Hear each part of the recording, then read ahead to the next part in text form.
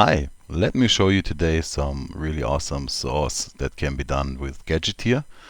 So I was testing today WebSockets and everything else, some libraries that I wanted to use to show some data here, live data from my fat spider sent via usual HTTP requests, and I had no luck. I was trying for about, I don't know, maybe 10 hours or so to get some libraries running.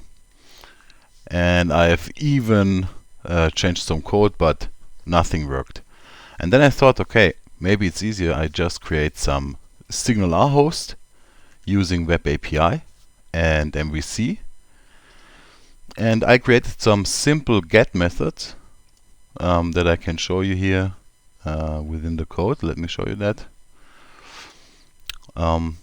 Yeah, it's a very simple API.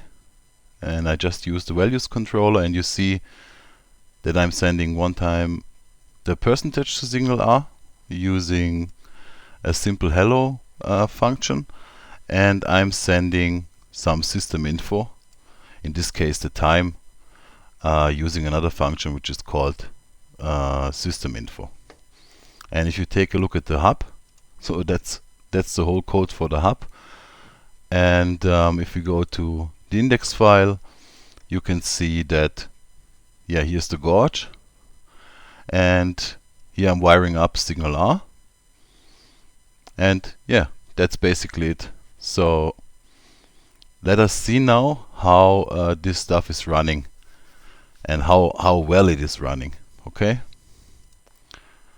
now let's switch to the Gadgeteer project. Let me see.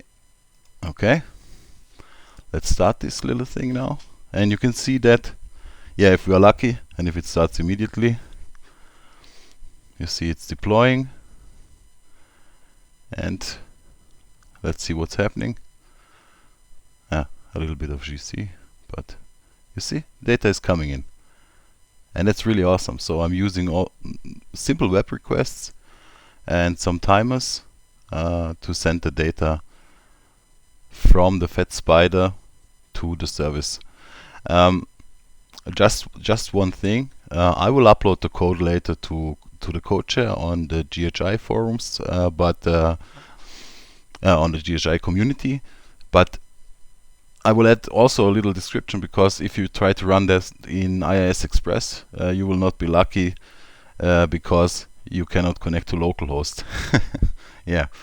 So you have to have an IIS or something, or maybe you can install it also on to Azure, and you have only to change the domain name within the Gadgeteer code. So that's all. Okay, and let me show you now that this will work also in multiple tabs. Yeah, because it's SignalR, and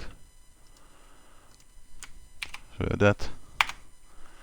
Okay, you see, we drop that out, and here you go, and everything updated. Yeah, I think one interval is 1500 milliseconds, and the other one is 1000 milliseconds. Okay, thanks for watching, and I hope you liked the sample.